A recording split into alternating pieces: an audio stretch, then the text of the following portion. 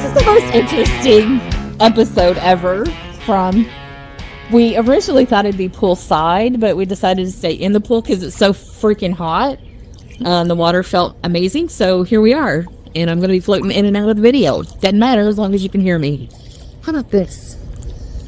Hi, to the side. Whew. Am I still in? Hi.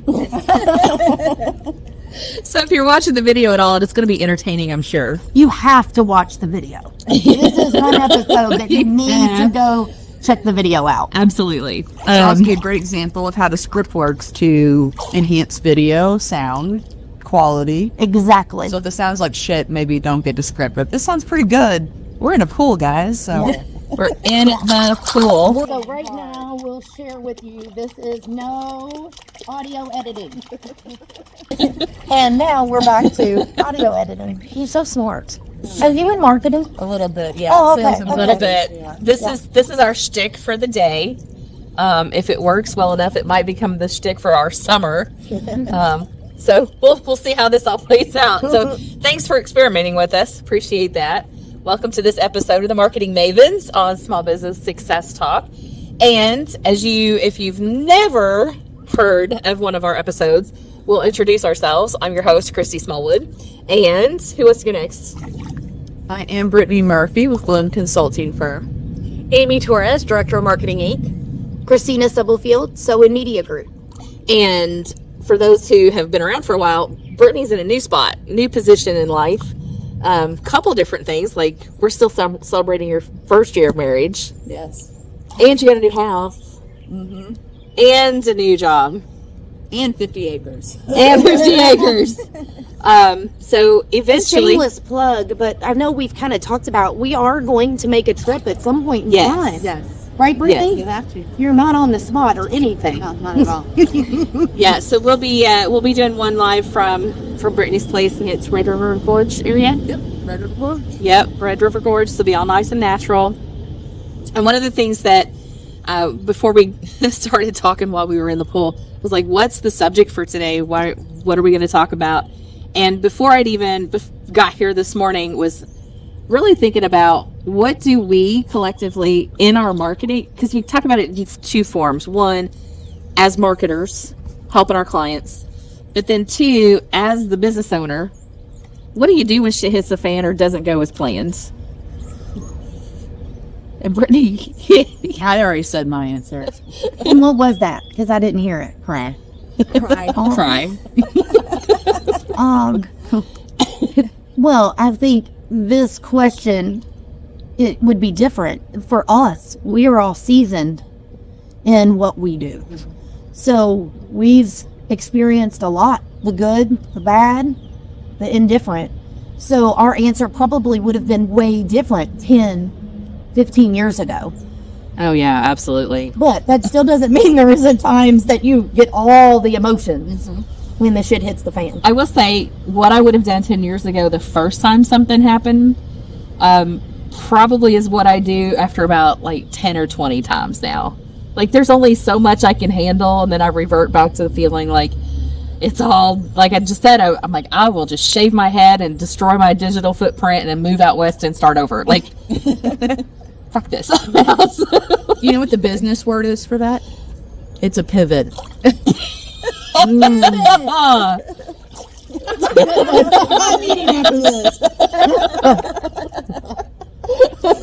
Pivot.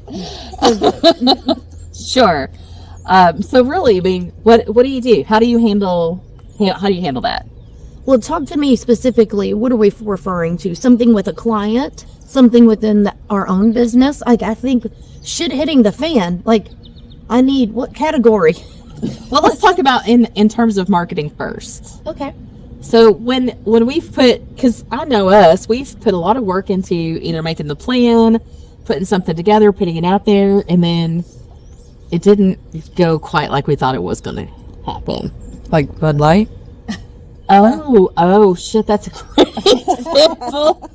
Yes, absolutely. Something like a Bud Light.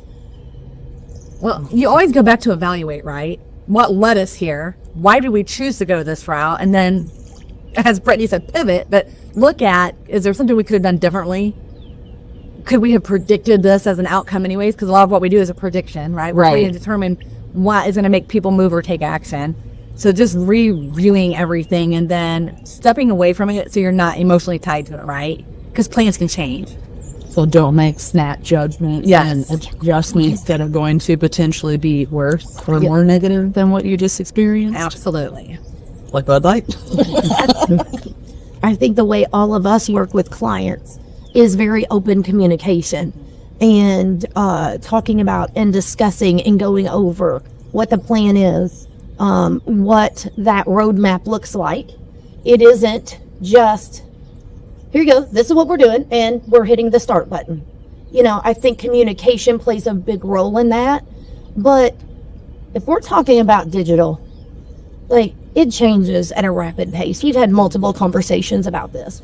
And the thing about us, I can't speak about other marketing companies, but I think the thing about us that I know is true is we do a lot to invest in ourselves with continuing education, with staying up on what's going on, because things change daily. I mean, with social media, Absolutely. it may change multiple times in a day.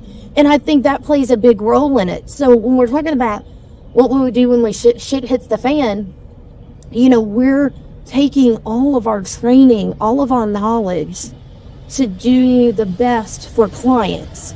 And when you have those open lines of communication, and I feel like that comes the more seasoned you get in the industry, you've learned along the way, there are going to be times that things don't go the way that you had planned. But again, it's back to that communication. And you said pivot, adjustments, like you just mentioned, going over things and figuring out what's next. Okay, now what do we do? Well, and I think to Amy's point about the emotional piece of it, how do we get the emotions out of the way to think clearly? And that's one of the key things for me, is that I can't be so negatively emotionally charged because something didn't go the way I wanted it to. That gets in the way of me thinking clear enough to be more strategic about the next decision. And, you know, that's my first line of offense with it, whether it be for a client in the marketing world or in a coaching session or even in my own life. I can't figure it out if I'm freaking out. So I have to stop the freak out mode so that I can actually start to figure it out. And the freak out mode doesn't necessarily mean you have to go and dive back into work, right? No. Maybe you dive into the pool. And get some clarity. Absolutely. There's been so many times, and it's been interesting that the shift of our conversations on these episodes will always go from a business to how to live it, like a real world. You're having to apply this. There is no separation of a business method and me bringing my personal life to try to get business done. We like to think that it's all separate. It's all intertwined. It's all connected. And so the energy I'm having get affected in my personal life may even bring on a disaster in my business life because I'm freaking the fuck out somewhere else and it's just bleeding over. Okay, but to chime in on this, I think for us here, you know, our clients are not numbers. Our No. potential clients, even leads, are not numbers. We take it very seriously, but we also take it to heart. And, you know, I like to be more considered as a boutique agency from that standpoint because it isn't about the masses. So to your point, what you're saying there, other people in our industry might not be as attached because they don't take it the same way that we do. Right. And I'm not here to necessarily debate what's right or wrong, but I know that I enjoy the way I think we work as taking things as they're a person, they're a business, and they're not just a number. They're not just a file or a folder on our computer. Like when we're going to do a competitive analysis on a customer Chrissy and I share, it's because we care about that person. We want to give back that good information, even though it's going to be hard for them to hear. But we want to give them the information The they truth. need Yeah. so they Yeah. can make good marketing choices moving forward, too. Yeah.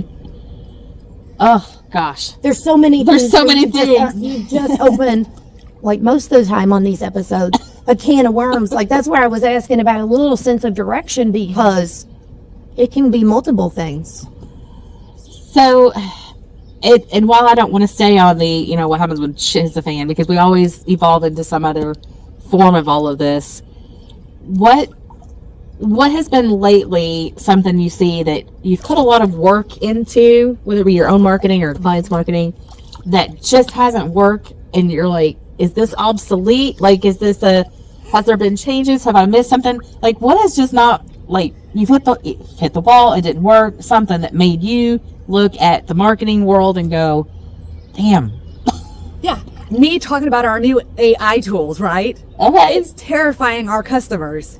And my 21-year-old who works on my team is like, why are you leading with AI? Talk about all the other things that it does and leave the AI out of it. Like, it was an epiphany. I've been talking about it for 6 months and I'm not getting any traction. But it's such an awesome tool for small business owners, and AI is a part of it. But I'm just scaring them off. So there's a good example of me out marketing a service that we offer that is putting red flags up for everybody because they're scared of the AI. Oh, they're scared. They're scared of it. But I think, to your point, because I talk a lot about this as well, is they have to see in what it offers. Yeah. The solutions that it helps. And for small business owners, time. Everyone's limited on time. Yep. Or what to say about themselves or their business, and really talking about that solution, that pain point that it addresses. And mentioning that, an AI helps you do that. Yes. I get but it's not going anywhere. Right. It's just figuring out the messaging is what you're saying. And to your point about pivoting, I need to pivot my messaging, right? And I was so close to it. As you guys know, when it's our business, you're so close to it, you sometimes can't see past what you really need to do. Well, I mean, right now it's AI, but a few years prior to that, it was social media and TikTok, and trying to say, hey, these new platforms mean something. Before that, 10 years ago, I was trying to explain what search engine optimization was to business owners who were like, I don't know what that means. This is scary. No, thank you. You must be selling me snake oil. okay, well, let's keep going though. Let's rewind. Before that, it was emails. Yeah. Email. I don't email it. No, then if we rewind before that, it was when AOL came about. And I'm not signing up for that. I mean, Internet in general. Oh, is it bad that I'm old enough that I remember the fax machine entering the office? I think each of those were a pivot moment for people to get adjusted to, but also for those trying to sell and pitch those new inventions. Because you know the communicate benefits. You know how much it can benefit someone. Absolutely. Okay, so to your point, we're talking about the benefit. Don't talk about the machine that got it there, right? So always understanding, like, what is it that we're actually messaging? And so mine recently, it has been a to-who. So I have this book, right? The whole being super, the hero's journey concept, all that kind of stuff. Because I'm so small business focused, I can't see other targets. Versus my book manager, Catherine, she's promotional for the book. She's looking at all of these other people out there. They need to hear this message. This would be perfect for them. I was like, did not even consider, because I'm stuck in my own bucket and can't see out. So where you've been in that bucket, that has been your audience for for so long. You can't see or don't even think about past that. And to have a mission that is actually, it's beneficial for small business owners. Don't get me wrong. Hero's Journey is perfect, but to have my presentation done in the way that I've done it is not something that small business owners like immediately gravitate to. However, you get somebody in the creative industry. Oop, I about slipped. The creative or entertainment industry on that, and they will gobble it up in a heartbeat. So we are shifting that target audience for the book to be in the entertainment industry. Did you just hear the word pivot? I did. I also heard something else she's doing to react when shit hits the wall. She's bringing in an outside perspective to help her. And I haven't even heard the shit hit the wall yet. Yeah, true. But it's kept me from, like, it's been the block. It's been a block. It's not moved forward. The needle hasn't moved. I hate that. But the needle hasn't moved. It's just been very stagnant. So once I get the book redone, which I'm so excited I get to work on this weekend. once I get it redone, and it's going to be out, it's going to feel brand new. It's going to be to a new audience, the whole 9 yards. So I'm excited to see where that goes, because previously it just fell on deaf ears, and that's a huge ass project. I don't know if anybody else has wrote a book out there, but that's a huge ass project. So yeah, I'm excited about that. And shit has hit the fan. Like, you guys have heard this in the It's Not a Green Room today in the pool about the whole personal life. Shit hitting the fan. That bleeds over. It's intertwined. If you run your own business, self-employed, if you work from home, like you don't even have to literally own the company or be self-employed, working from home and stuff. Do we have to even discuss that hard pivot for a lot of people? Right. But it's not so hard if you have a pool in the backyard. And just to showcase, this is another way that you can do content. It doesn't have to be sitting in the office. And network. Yes. We've been masterminding all morning in this. Absolutely. Yeah. So it all intertwines. No matter what industry you're in, it bleeds back and forth. Yeah, it absolutely does, because it has kept me. So my personal life issues, very quick synopsis. Having some issues with some friends that I valued their opinion affected me so much that I quit doing content in my business. So because it was such a negative force, it stopped me from creating. And it's been a rough few months, as you guys have heard about some of it, to get that shifted around. And as soon as I unlocked one little piece, I got a blog post out. Fabulous. Let's keep going.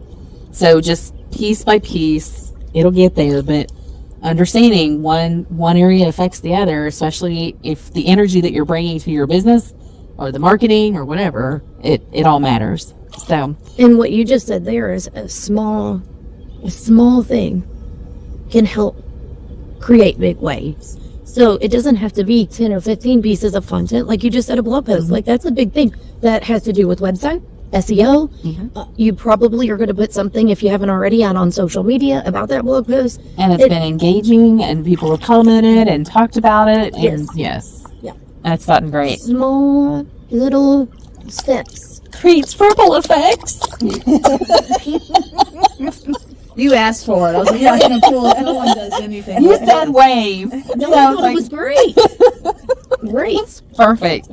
So we want to keep this one kind of short today, because we want to get back to enjoying ourselves in the pool. Like, we love all of you, and we're bringing some great wisdom here to bring outside perspectives to the table.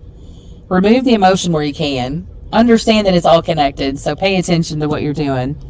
Break from it. Take a break from it. Step back. I think that could also be an episode too that we've probably all experienced is about, whether it's a 5-minute break or an hour break, you can be so much more productive. Just allowing yourself that space. Maybe that could be something we talk about.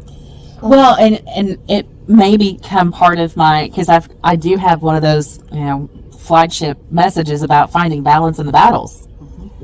And I've recently come to discover how to create a moment of bliss for myself. Other people have different ways of creating moments of bliss, but when you find that, you're willing to do whatever it takes to get back to that kind of centering. And everything else just kind of melts away. So, and not feeling guilty about absolutely. It. Like, I think that's the thing that some people struggle with is, it's lunchtime. If you do have a pool or you do have an outside area that you can go, or go into the park to take a walk. I think people sometimes struggle with feeling guilty. Well, no, if I just stay and keep doing this, it doesn't. Your productivity down. Way down. It doesn't work. Yeah. And I'm one of the most high achieving people I know, and I get stuck in that loop, and it just doesn't work. Sounds like we've talked ourselves into another break. Another break, and this until another episode. Pretty much on another day. So in the meantime, any last words? Summer one, number 2. Yeah. Any last thoughts? Thanks for tuning in. You can always hear great information from the Marketing Mavens. That's right. So with that, y'all go find your bliss. And subscribe. Follow us. Create some ripple effects by sharing. Yes. Plus sunscreen. Hydrate. Yes. And we're out. All right, I can't see Make sure you anything. track all of your marketing. Also, make sure you post on social media. Did she put stop yet? No, wait. Don't forget to update your Google business profile. Oh yeah, actually, at our Christmas July 4th is coming up, and engagement's a great factor. Did you catch all that? I hope you guys did. There's still lots of work to do, but make sure you also take a break and enjoy yourself. Go find your bliss.